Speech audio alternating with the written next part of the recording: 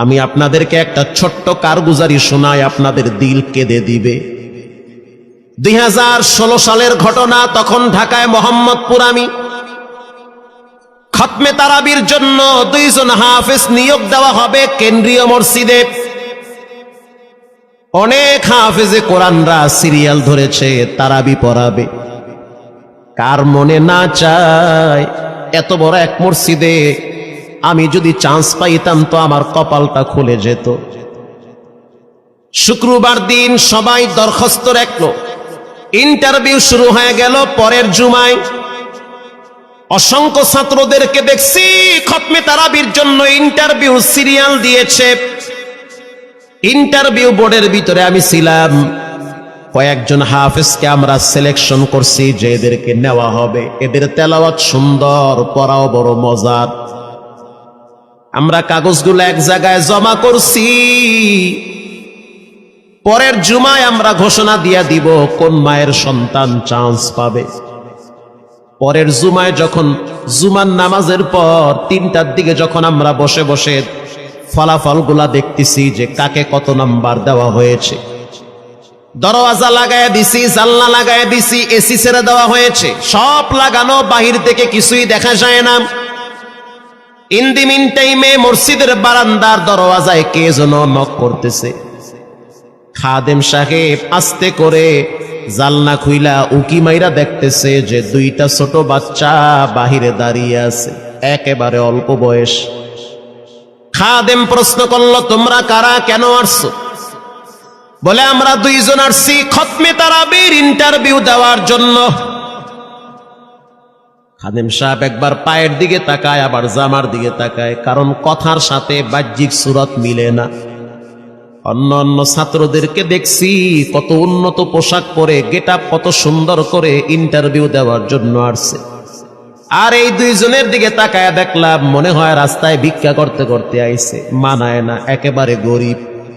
খাদেম বলল, ইন্টারভিউর ম্যাচ শেষ, চলে যাও বাড়িতে, নেওয়া হবে না।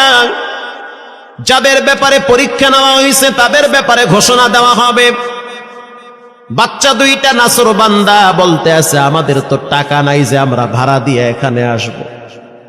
বাবায় বড় কষ্ট করে 2-4টা টাকা জমা কইরা পকেটে দিয়া পাঠায় দিছে, এজন্য আসতে দেরি হয়েছে। খাদেমের বড় মায়া লাগছে, কারণ খাদেমও গরিবের সন্তান।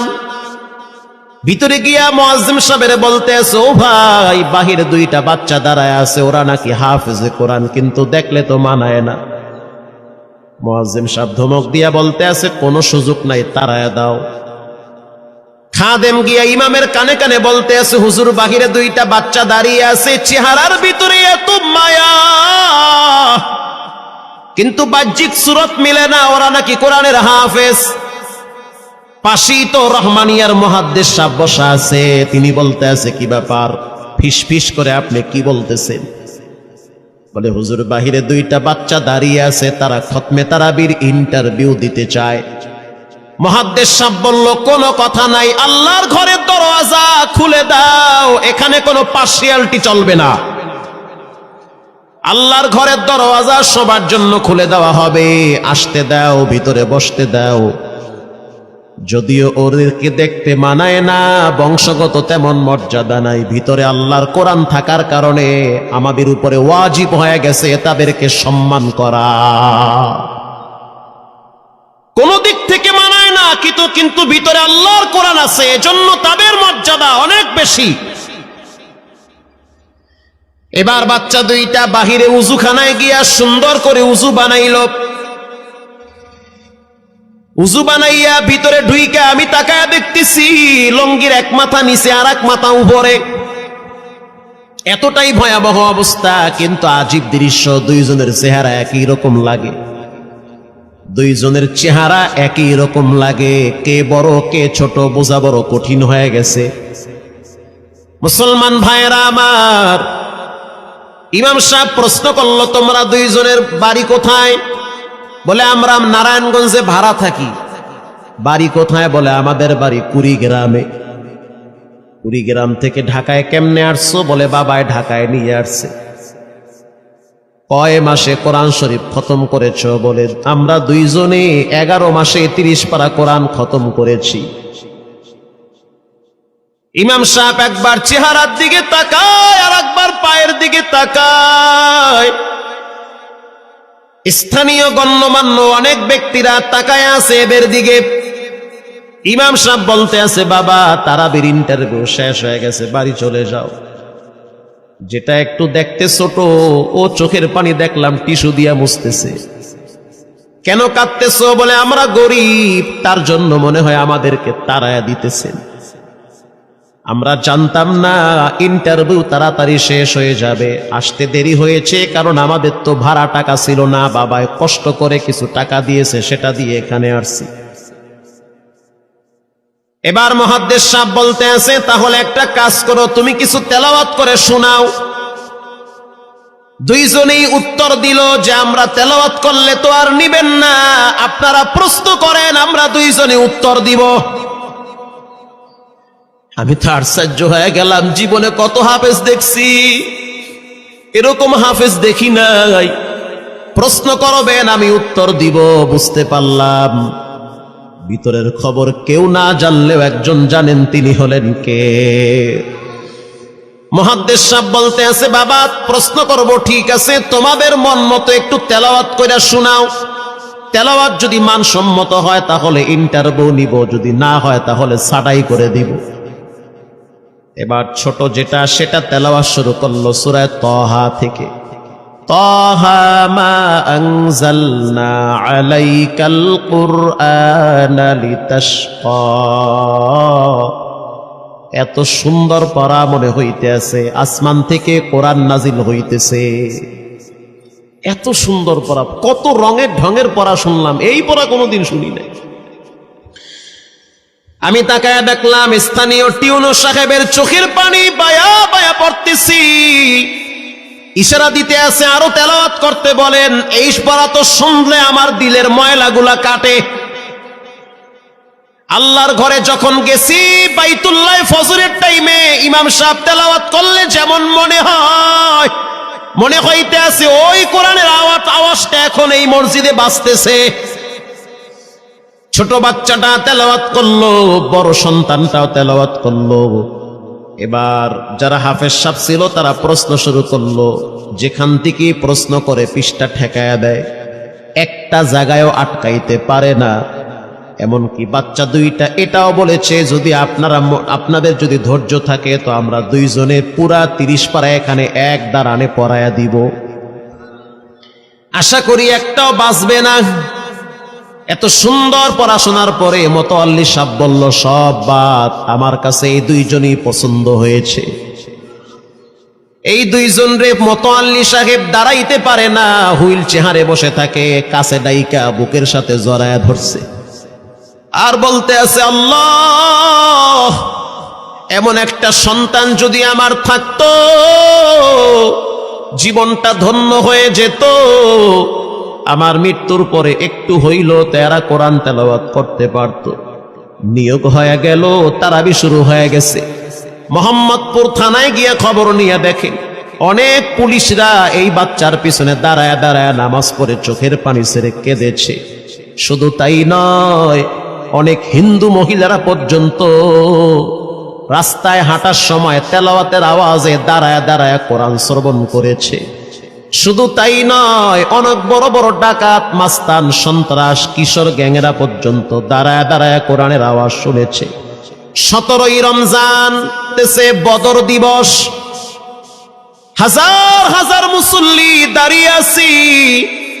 ইমাম সাহেব জানে না যে এরা দুইজনে আপন মায়ের পেটের ভাই হয়, এটা ইমামের জানা নাই। দুইজনে তারাবি চলতে আছে, চমৎকার পড়া, পিছনে শত শত মাওলানা মুফতি দাঁড়ায় থাকে। মনে হইতেছে তেলাওয়াতের আওয়াজে আর এক জগতে হারিয়ে যায়, এত সুন্দর পড়া। তারাবি শেষ হয়ে গেল, মুসাফা শুরু হয়ে গেল। বাচ্চা দুইটারে কেউ বুকের সাথে জড়ায়, কেউ কপালে চুমা দেয়, বলে আল্লাহর কোরআনকে চুমা দেই। হাজার হাজার মানুষ যখন আস্তে আস্তে নামাজ শেষ করে চলে গেল, একেবারে মসজিদের পিছনে বারান্দার পরে আরো একটা বারান্দা থাকে, ওই বারান্দায় এক লোক বসে বসে গামছা দিয়া চোখের পানি মুছতেছে। কিছুক্ষণ পরে লোকটা দেওয়ালের সাথে কপালটা ঠেকায় দিয়া একেবারে অস্থির হয়ে গেল, মনে হচ্ছে তার ভিতরে কাঁপুনি শুরু হয়ে গেছে। কিছু মুসল্লি গিয়া প্রশ্ন করলো, কি হয়েছে আপনার? বলে আমার কিছুই হয় নাই। টাকা লাগবে? বলে না, টাকা লাগবে না। তাহলে আপনি কেন এখানে কাঁদতেছেন? বলে আমি এমনি কাঁদতেছি, এটা কষ্টের কান্না না, এটা খুশির কান্না। এটা কষ্টের কান্না না, এটা খুশির কান্না, আনন্দর কান্না। আল বুকা মিনাল ফারাহ, অতি সুখে মানুষ কখনো কখনো কেঁদে দেয়, চোখের পানি ছেড়ে দেয়। ইমাম সাহেব বলল, পিছনে কে? লোকটা তাকে সামনে নিয়ে আসে। এবার লোকটাকে যখন কিছু দূর সামনে আনা হইল, ওই বাচ্চা দুইটা মসজিদের ভিতর থেকে দৌড় মাইরা গিয়া বলতে আছে, এই লোকটা আমার আব্বা, ইনি আমার আব্বা হয়। ধমক দিবেন না, রাগ করবেন না। আমার আব্বা ঢাকা শহরে রিক্সা চালায়, রিক্সা চালায় চালায় আমাদের দুইটা ভাইরে কোরআনের হাফেজ বানাইছে। ইমাম সাহেব ধমক দিয়ে বলতে আছে, আপনি কেন দেরি করলেন? আগে কেন আসলেন না? রিক্সাওয়ালা বলতে আছে, আমি যদি আগে আসতাম আর যদি পরিচয় দিতাম আমি রিক্সাওয়ালা, হয়তো আমার বাচ্চা দুইটারে মানুষ খোটা দিবে যে রিক্সাওয়ালার পোলা। এজন্য আমি আসি নাই। দূর থেকে নামাজে কোরআন তেলাওয়াত শুইলা আবার আস্তে করে দূরে চলে যাই। মাঝে মাঝে বাচ্চা দুইটার সাথে দূর থেকে আইসা দেখা করি। এটাই হলো কোরআনের বরকত। পরে শুনতে পারলাম এই বাচ্চা দুইটার মাও নাকি গাড়ি অ্যাক্সিডেন্টে মারা গেছে, লাশ পড়ে আছে সেই কুড়িগ্রামে। একটা ছেলের নাম জুবায়ের আর একটার নাম হলো তালহা। রিক্সাওয়ালা বলতে আছে, আমার আফসোস নাই, কষ্ট হলো এক জায়গায়, সেটা হলো ঈদের সময় বাচ্চাগুলা তো বাড়িতে যাবে, বাড়িতে যাওয়ার পরে দেখবে ওদের মায়ের লাশ কবরে পড়ে আছে, ডানে বামে মাটি, সামনে পিছনে মাটি, মাটির ঘর, অন্ধকার কবরে মা ঘুমায়। ঈদের দিন এমন কোন দরদি নাই যে আমার বাচ্চাগুলারে সান্ত্বনা দিবে। গত ঈদেও দেখছি বাচ্চা দুইটা মায়ের কবরের পাশে দাঁড়ায় দাঁড়ায় লম্বা টাইম কেঁদেছিল। আমাদের ঘরে কোনো ঈদ নাই। রিক্সাওয়ালাকে সান্ত্বনা দেওয়া হইল, নসিব আপনার ভালো, কপাল খুলে গেছে। দুইটা সন্তান হীরার টুকরা এমন ভাবে তৈরি করেছেন, মনে হইতে আছে জিন্দা কোরআন হাঁটতেছে। এজন্য সন্তানগুলাকে দিনদার বানান, ঠকবেন না। বর্তমান জমানায় মানুষ বড় স্বার্থপর। একমাত্র কলিজার টুকরা মা বাবার জন্য যেই দোয়াটা করে ওটা অন্য কেউ সহজে করতে চায় না। কথা ঠিক না ঠিক? সন্তানগুলারে দিনদার বানান, নেককার বানান, আল্লাহওয়ালা বানান। আল্লাহ পাক বলেন, যারা কোরআন পড়ে, নামাজ পড়ে, আল্লাহর রাস্তায় দান করে, তারা হলো সফল ব্যবসায়ী। এখানে এমন মানুষ বসা আছেন যে নিজের হাতে নিজের মায়ের কবরে রাখছেন, নিজের হাত দিয়া নিজের আব্বারে কবরে ফালায়া রাখছেন। ঘরে গিয়া দেখবেন মায়ের বিছানাটা খালি। যেই বিছানায় মা ঘুমাইতো সেই বিছানাটা এখন অসহায়ের মতো পড়ে আছে। বাবায় যেই বিছানায় শেষ বয়সে বসে বসে কোরআন তেলাওয়াত করতো সেই বিছানাটা পড়ে আছে। এখন আর কেউ বলে না, বাজান তুই কেমন আছো? এই কথাগুলা মা বাবার মুখ থেকে সবচেয়ে বেশি বের হইতো। মা বাবার জন্য এখন চাইলেও তো কিছু করতে পারেন না। আজকে যদি আপনার মা বাবা থাকতো, খাওয়ানো লাগতো, চিকিৎসা করার লাগতো, অসুস্থ মাকে নিয়ে ভোলা মেডিকেলে যাওয়া লাগতো, অসুস্থ আব্বারে নিয়ে লঞ্চে করে ঢাকা মেডিকেলে যাওয়া লাগতো। এখন মাও নাই, বাবাও নাই, টাকা আছে, চাইলেও খরচ করতে পারেন না। সহজ একটা রাস্তা বের করে দেই, এর চেয়ে সুবর্ণ সুযোগ আপনি পাবেন কোথায়? আব্বারে তো থাকলে খাওয়াইতেন ভাত, না তো আর করতে পারতেন না।